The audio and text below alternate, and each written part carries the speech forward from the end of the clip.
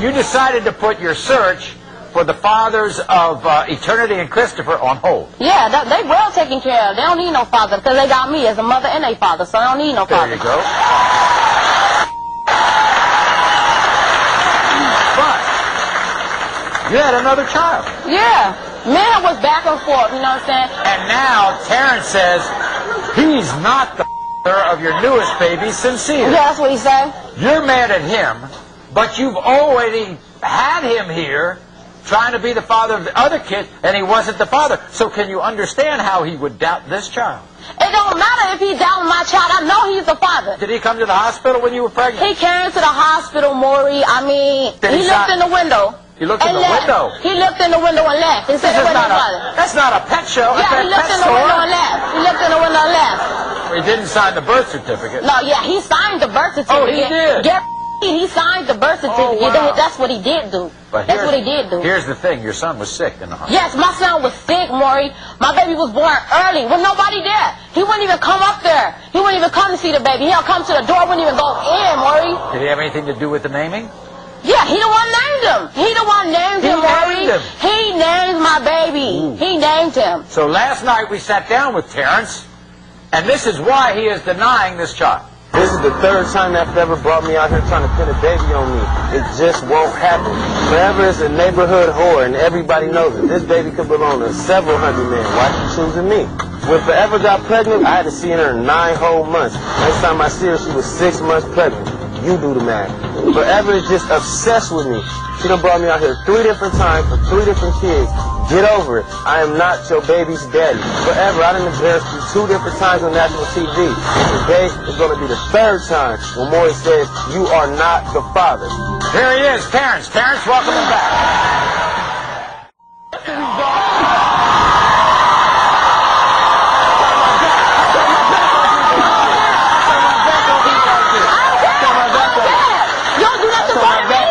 In the case of 5-month-old Sincere, Terrence, you are not.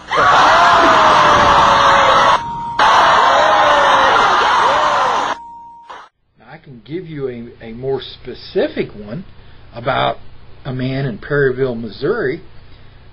He runs a convenience store just right outside of Perryville, Missouri. But just to show you how prejudice and bias and discrimination works, this story just says it all. Basically, this man's wife, for whatever reason, decided that she didn't want to be married to him anymore. So she divorced him. Well, she didn't ask for custody of the children, so they gave custody to the man. And he didn't ask for child support, so they didn't make her pay any. And this was years ago, back when things were different. But anyway, a year or 2 goes by, and she gets remarried, and she gets pregnant, and she's about to have a baby, and her hormones are kicking in, and all of a sudden she goes back to court, and she says, oh gosh, I'd like to have my 2 sons with me while I'm raising this new child. And golly, I sure would like to have child support. Well, by this time, the oldest boy was 14. He was past the age of 12. He told the court that he didn't want to live with his mother, that, just being able to visit her. And keep in mind that this is a little town of 300 people, so you could almost step outside and throw a rock from the father's house to the mother's house. And the boy just said, as long as I can visit her occasionally, that's fine. I don't want to live with her. And the judge said, well, because you're over 12, that's what we're going to do. Now the other boy, he was 10 by this time, and he didn't have any say. And the judge said, well, he is going to live with his mother. And in regard to child support, the man gets to pay child support on both children. If you don't see how that's biased and discrimination, then I don't think I could give you any story that's going to convince you of bias and discrimination. Here's a man who for 2 years took care of the children, didn't get any child support, and was just glad to have the children. See, that's the difference between men and women. A man will say, give me the children, I'll take care of them. You don't have to pay me to take care of my own children. Okay. But a woman always says, oh, you've got to pay me to take care of my children. Okay, you gave some general examples of discrimination. Can you give some personal experiences with discrimination regarding child support enforcement against men?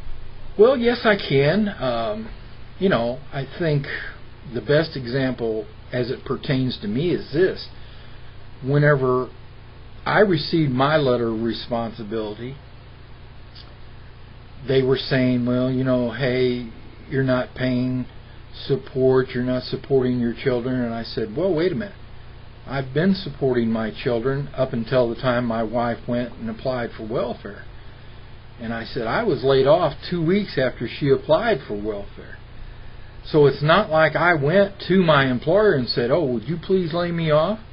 Because I would just love to have my license suspended, and I would just love to have the state of Missouri trying to put me in prison, which is exactly what they are trying to do and probably will get the job done. But the point being is this. Whenever I said, whoa, wait a minute, this isn't right. What you're trying to do here isn't right.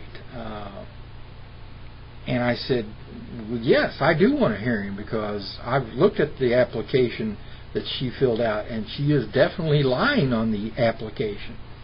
And I will prove this when we get over into the corruption part of this video. I will tell you all the various lies that she did tell. And basically, I did ask for a hearing. I was very taken aback when I found out that, wow, she gets 5 or 10 caseworkers, she gets 5 or 10 attorneys, they do all the legal paperwork for her, they fill out everything for her, she gets to sit down on the couch and... 5 or 10 attorneys? Do you think that's exaggerating a little bit? Well, I am exaggerating. But let me make this point. Whether it's 5 or 10 or 50, the point being is, however many she needs, that's how many she'll get. If I get 2 caseworkers removed, they'll just replace them with 2 others. If I get 2 lawyers removed, they'll just replace them with 2 others. And she has the full weight and support of the state. The state has a vested interest in her case, not mine, hers. Have you had any luck finding a lawyer? Oh, absolutely not.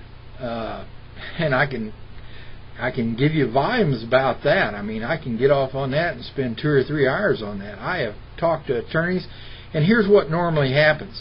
Hey, I've got a $10 million class action lawsuit.